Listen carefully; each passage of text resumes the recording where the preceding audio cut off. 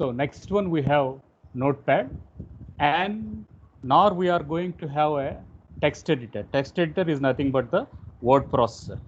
So these word processor, etc., they are going to be called as text editors. And finally, we will be having a structured database, nor we will be having an unstructured database. So when we are going to use a structured database, we will be using SQL. If we are going to use a non-structured database, then we will be using NoSQL. So all these softwares, they have to be efficiently using our existing underlying computer hardware. So how is it feasible? That feasibility is going to be done with a concept called as an operating systems. So when we talk about programs, there are two set of programs. One set of programs we will be calling it as system softwares, and another set of programs we will be calling it as an application softwares. So the things which are going to be part of the computer, that is, it can be a compiler, it can be an interpreter, it can be a Java virtual machine, nor it can be some text editor, nor it can be an assembler. So all these elements we will be calling as system programs. The Notepad, nor the automatic system, that is a airline development system or any banking application, whatever content we are going to use, so those we are going to call as an application programs. So to do all these, operating system is going to work with process management, is going to do with memory management, and it is going to do with device management, file management, storage management, and protection and security. So in last class, we have already got an awareness that what is the difference between a process and what is the difference between a program. If I am having some file which is going to be stored in my D drive, E drive, whatever it is, then it is going to be called as program, and it is going to be called it as passive entity. You are not using it. So it is just ready available in the secondary storage device.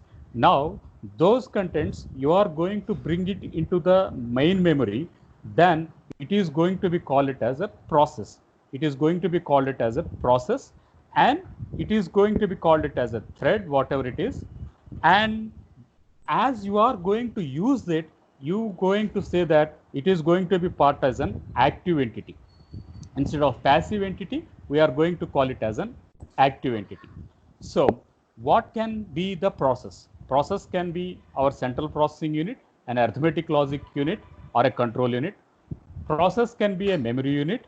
Process can be a IO, nor process can be files or other type of initialization data in a storage locations. So this is all regarding the process. Second one, we will be having the second category as memory management. So you are aware that memory is of two types. One, we are going to call it as primary memory. Second, you are going to call it as secondary memory. The random access memory, the read-only memory, those you are going to call it as primary memories.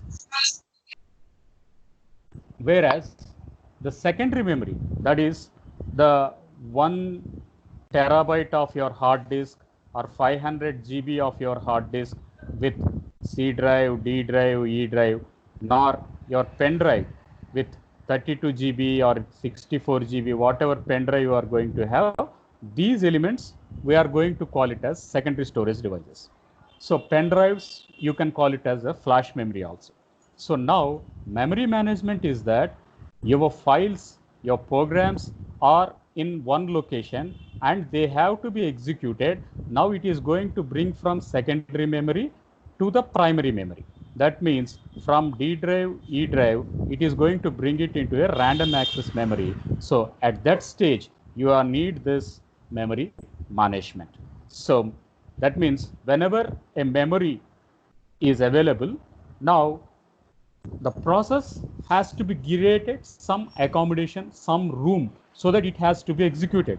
That means the process is available, which is going to be an active entity. Now memory has to be allocated to the memory so that process gets executed. once the process has been completed, then the memory, whatever memory it is there, it has to be deallocated.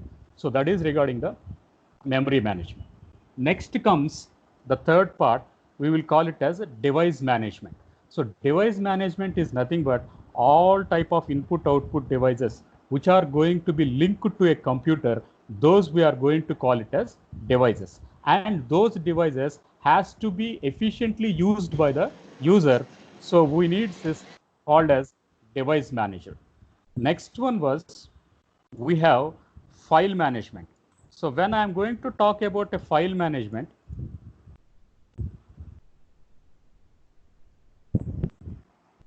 when I am going to call it as a file management, so files, they are going to be stored in part of directories.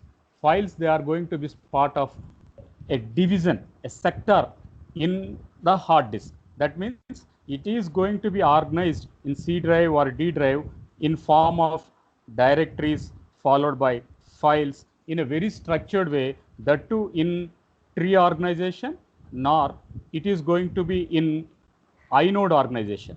If I'm going to use a Microsoft Windows, then it is going to be in form of trees. If I'm going to use a Unix operating system, then it is going to be in form of inode structure. We will discuss in detail everything. Next one, we just talked about the storage management.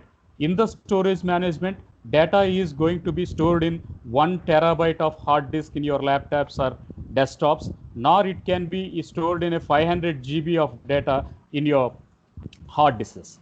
So this data is going to be permanent there. So we say the data is going to be long term. And second thing, the data is going to be uniform. That means if the operating system is supporting a tree structure, the entire files will be stored in form of trees. So I will show you. Next one was protection and security.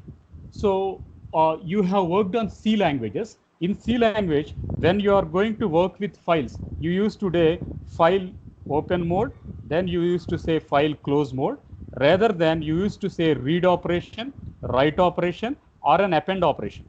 So these operations you are going to have over the files. So now files are going to be protected with this access mechanism. So that means you can hide a file, you can read a file, you can write a file, you can append a file, open a file, close a file. So all these access mechanisms, they are going to be part of a protection.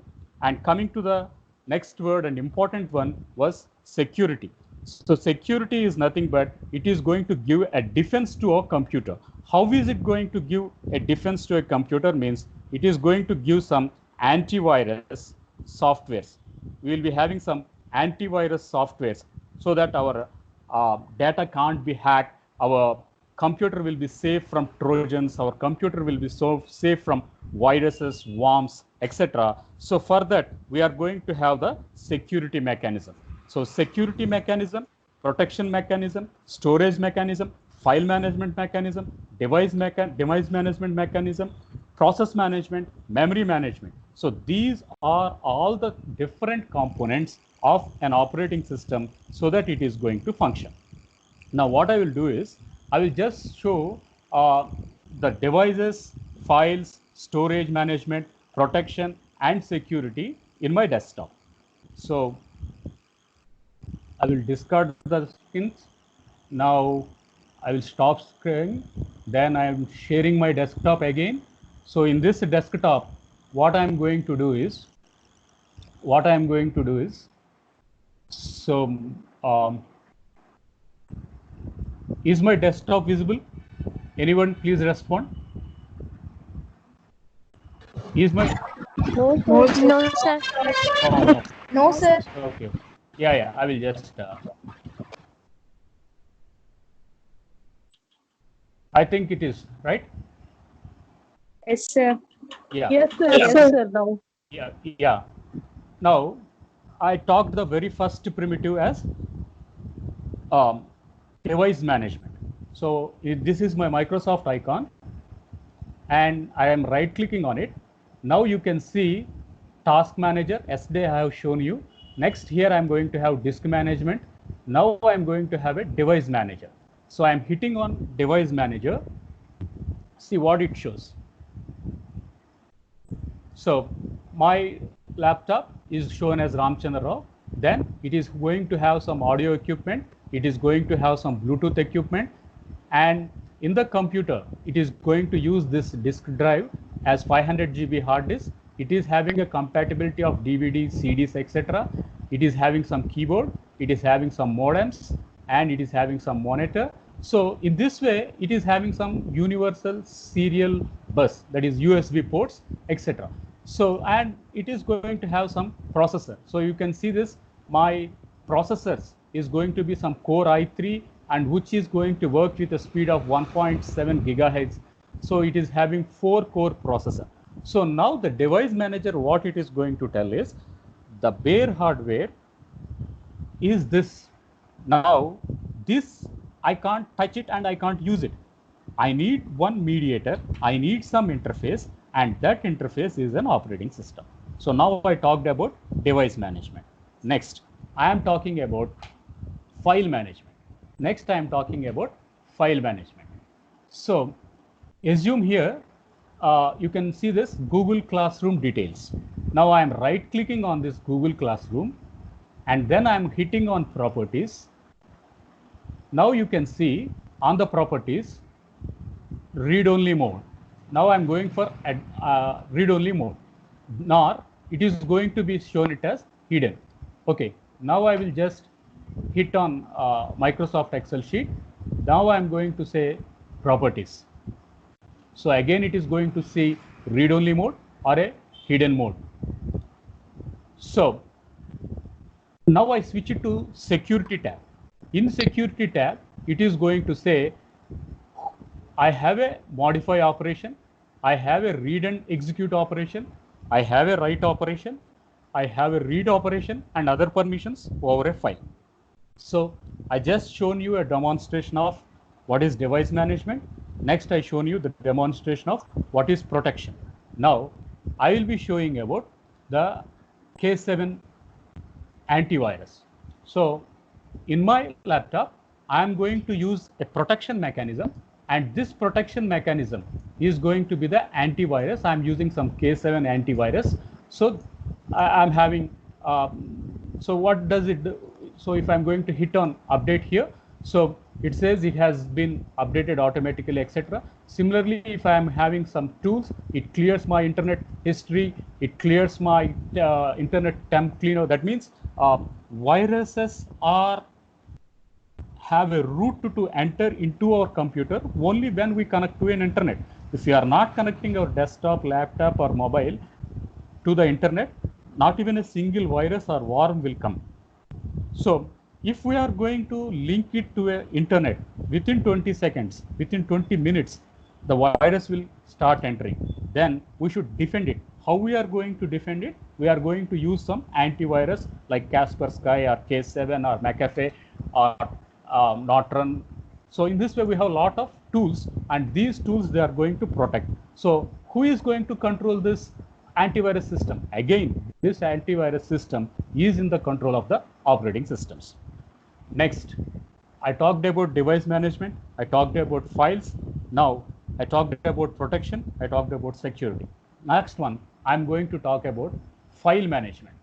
I just told you, if I'm using a Unix operating system, it is going to have inode structure. If I'm going to use a Microsoft operating system, it is going to have a hierarchical tree structure. See, I have this C drive. If I'm hitting on this, tree will come. Intel something, a program files.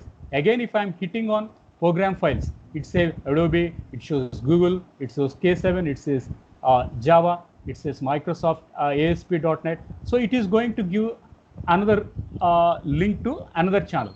Assume if I'm hitting on Weka, then it says this is Weka.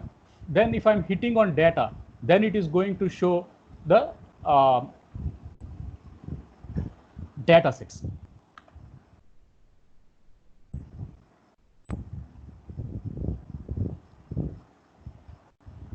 So I will stop here. Then I'm going to, okay. So what is the tree structure is, if I'm going to have a C drive, then C drive is going to have some subdirectory 1. Then this subdirectory is going to have another subdirectories.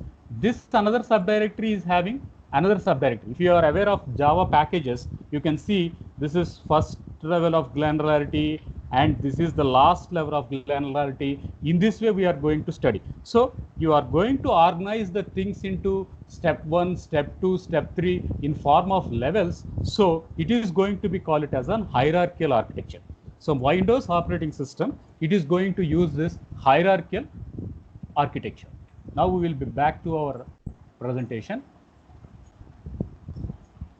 So I will stop sharing this. Again, I will present the original PPT, what we are talking about. So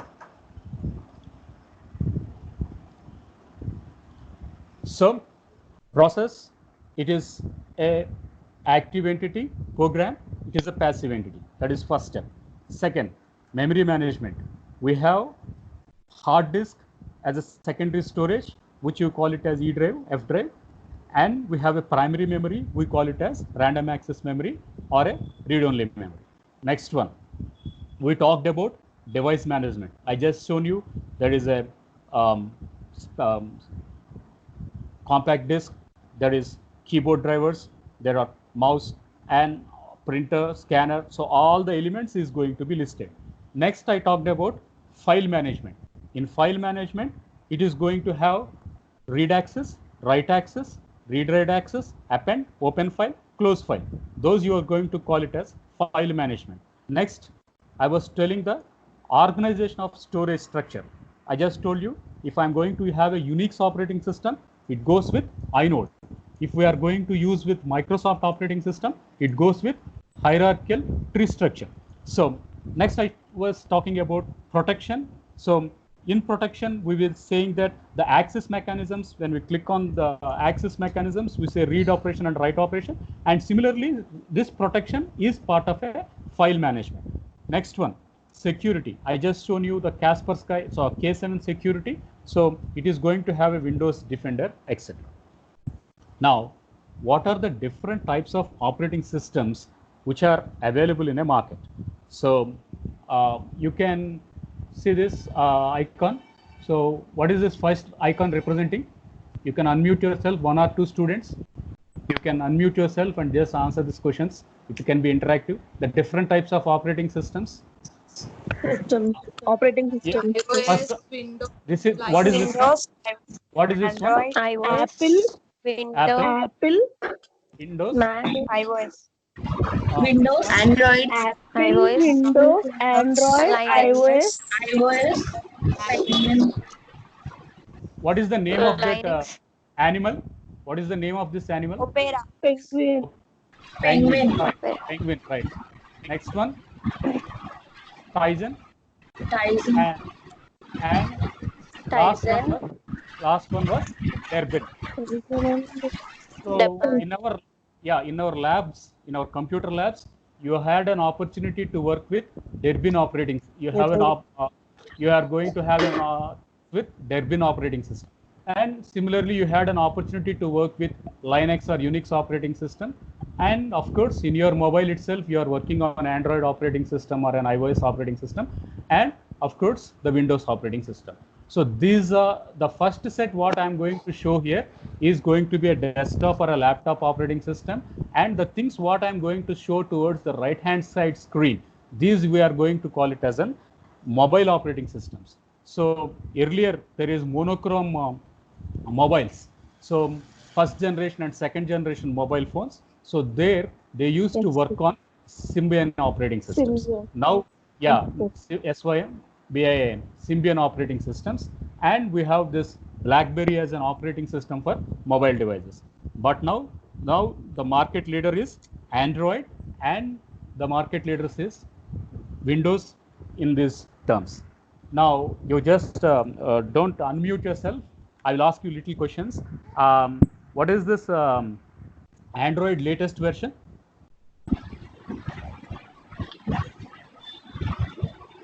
Android latest version, please.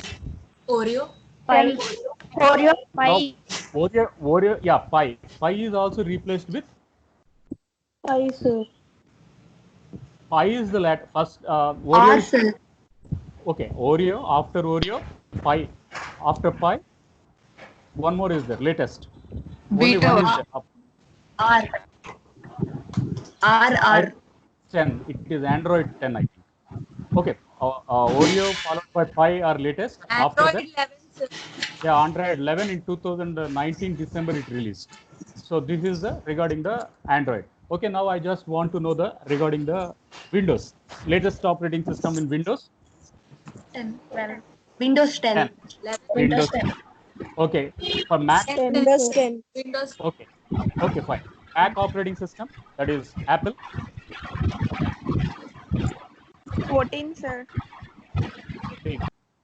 Okay, now I just want to know the history of operating systems, that is Windows. Can you recollect the names of Windows operating systems? Any names? It can be Windows 10. It can be, yeah. Continue. It is Windows 10. Other versions of Windows. 7. Windows 7. Windows Windows 9. 8. There is no 9. Windows 8 is there. Yeah. Windows 8. Next. Windows 10. Windows Windows uh, 7. Fine. XP. Before Windows XP. Windows NT. NT. Windows NT, yeah, network terminal is a Windows server side XP, version. sir. Okay, if you purchase a desktop, you will not be getting, or laptop, you will not be getting NT. You will be getting only the Windows 7 or XP or 8 or 10. If we are doing server side programming, we need to have college servers or industry servers. Then we will be having Windows NT, we will be having Windows servers, etc. Okay. For client side, Windows 10, Windows 8, Windows XP, Windows 7. This is fine. Okay, fine. So this is regarding the first.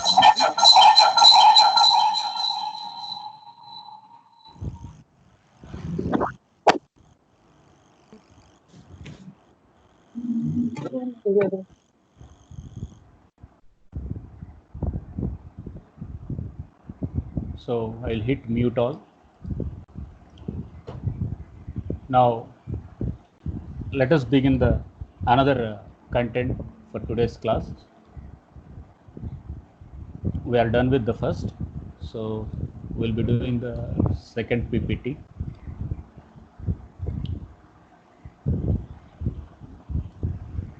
So now this is regarding your unit 1.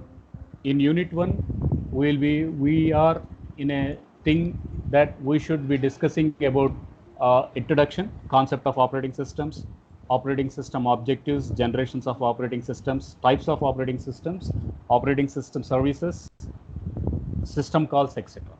Now I have already defined what's an operating system. I'm not emphasizing much, but I can just give a definition. It is going to be an interface between application programs and system programs. So, and hardware. So what is a hardware? Here we are having machine languages, we are having CPU, IOs, etc. We are having physical devices. For all these, they have to be efficiently used by us. So you need some mediator. So that mediator is nothing but the operating system. So now how application programs are using operating system or hardware devices? They can use compilers, they can use editors, interpreters, etc. So what is the definition of a compiler? I have a source code, and that source code has to be converted to an object code. So a compiler is a system program which is going to convert the source code to an object code. So what is source code? I have swap.c. I execute swap.c. I'm going to have swap.obj. Next, if I'm hitting execute the, here I'm going to compile the program. If I'm going to compile the program, I'm going to have swap.c. If it is compiled, it goes to swap.obj. Next, I'm going to use run the program. What happens? So swap.exe will come. So this is the, exe. So this is the final outcome of any program on a computer. So this element, we are going to be calling it as the source code. This element, we are going to have it as an object code. So in MPMS, what they will tell is, instead of compiler nor instead of an interpreter, we will use assembler. So what is an assembler? It goes with an assembly level language. So I'm having move, Your Yeah. screen is not being shared. Okay, I will just.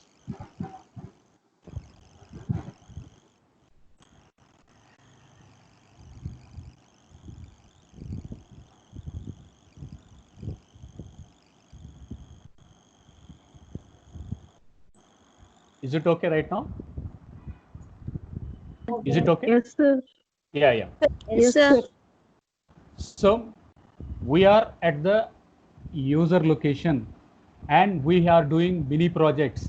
Our mini project can be a banking, it can be a mobile app, it can be some reservation system or a Google or some other internet explorer we are going to use. So those we are going to call it as application programs. These application programs has to be executed. That means how it is going to execute it. They are to be use the hardware. Hardware is nothing but CPU, memory. Physical devices are nothing but input output devices. So I have to use all these things to my program. So I need some operating system, and operating system is an interface there. That is what we talk. Next, we have compilers, we have interpreters, and we have editors. So compiler, it is going to convert the source code into the object code. If I am going to have an assembly code, then the assembly code is converted to the object code. So this element is going to be done by the compiler. This element is going to be done by the assembler. That is the difference. So if I am going to say I is equals to 10, that is source code. For the same thing, I say move I comma 10. Then this is called as an assembly code. So move is an opcode. I comma 10 are called as operands. This entire thing is called as an assembly instruction. Simply I'm going to say int I is equals to 10 semicolon. Now you are going to say this is a source code, since you are going to write the source code in a structured language. So that is the basic difference between source and assembly code. So if I want a source code to get executed, then I'm going to use a compiler or an interpreter. If I want to have my micro instructions to be executed, then I am going to use this assembler. So in MFCS, you will have a good orientation towards the working on assembly code. Now, so just this part is called as an USB. So this USB will be linked to the controller. So it can be, if I'm using my um, desktop screen, a monitor, then it has to be linked to a USB and linked to the CPU. The position where it is linking, we call it as a controller. Similarly, if I want to plug in my keyboard to the computer, similarly, if I want to plug in my mouse to the computer, then I'm going to use this USB link to the CPU. The position where we are going to link, we are going to call that element as a controller. So it can be an external hard disk, it can be an internal hard disk, it can be a CD drive, it can be a floppy disk, nor it can be a keyboard or a mouse. It can be some VGA or a LCD or LED monitors, whatever it is. So these are the original devices. These original devices cannot be linked to the computer. They have to be processed only via the controllers. So a controller is a position, is a junction where it links our devices to the actual CPU or a memory. So this elements, we are going to call it as bus. It can be an external bus, it can be an internal bus, that we will be discussing in our upcoming topics. So I have my random access memory, I have my control processing unit. Now these has to be tied up with video controllers or a keyboard or a floppy or a hard disk. It can't be done directly. So it needs some video, it needs some keyboard controller, floppy disk controller, or a hard disk controller. So I'm repeating the definition, so I don't take much time at this slide. So operating system is going to be called it as resource manager. So what is resource manager? Resource manager is nothing but I have a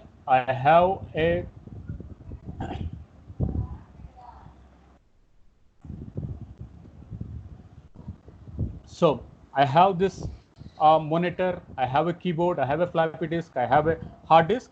Those elements are to be efficiently given to the user. So those elements we will call it as resource, and it is in control of operating system. As it is in control of operating system, so operating system acts as a resource manager. So we talked about system software, we talked about application software. Application software is nothing but Jupyter Notebook, a Python compiler, or a C compiler, or a C++ compiler. So whatever applications we are going to run over the operating systems, those we are going to call it as application programs. Whatever things which are inside the operating system, it can be a linker, it can be a loader, it can be a compiler, it can be an interpreter. So these elements we are going to call it as system softwares. What can be a hardware? It can be input devices, it can be CPU, it can be primary memory or a secondary memory. So these all has to be integrated. So those we are going to call an integrated environment which it is going to provide. It is an extensive machine of an operating system which is going to do. So now this slide will be little bit interesting to you. So if I am having a high speed working memory, it is called as a register, and it works with nanoseconds. If I am having little low speed memory, then it is going to be called it as cache memory. Again, it works with nanoseconds. If I am going to have a random access memory, nor if I am having a read-only memory, then it is going to be called it as main memory. It is also working with nanoseconds. But if I am going to have a hard disk, if I am going to have her hard disk, that is D drive or F drive, so E drive or pen drive, whatever you call. So these elements, they are going to work with milliseconds. Similarly, magnetic tapes, and these are outdated. So we are at this junction. So at the magnetic disk. So next one.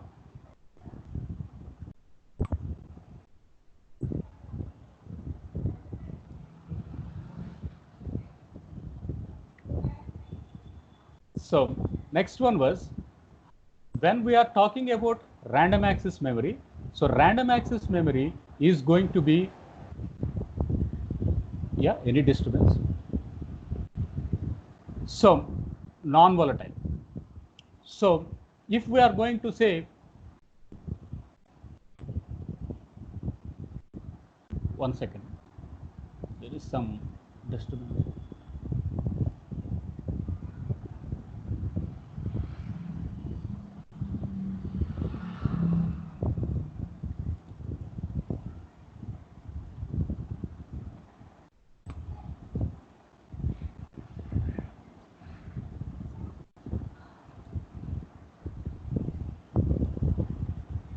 So we were talking about,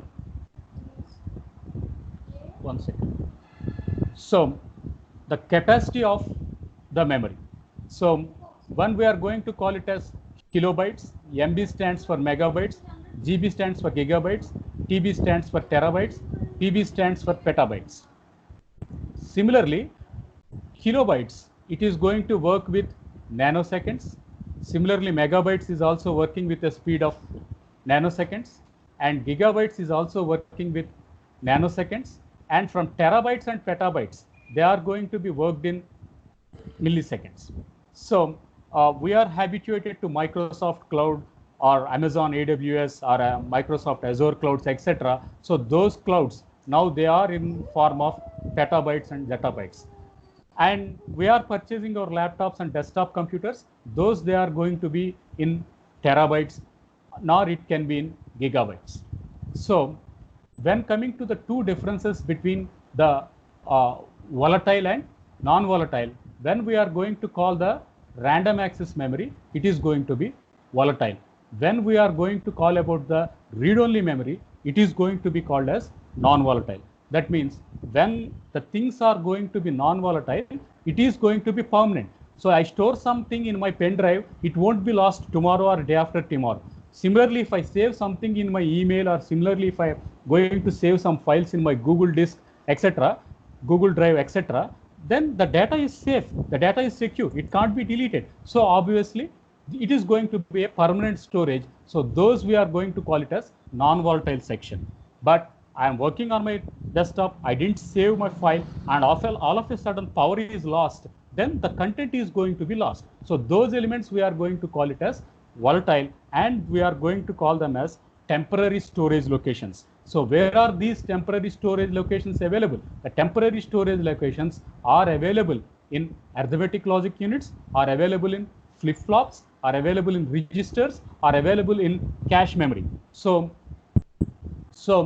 in this computer organization earlier, we have talked about this ALU, flip-flops, registers, cache memory, etc. So those elements, they are going to be a volatile elements. Those elements, they are going to be temporary storage elements, and they are not permanent.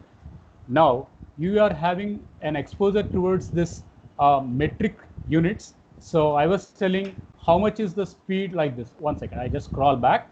So I was telling the access time will be measured in nanoseconds, access time will be measured in milliseconds, etc. So what is a millisecond or what is a nanosecond means?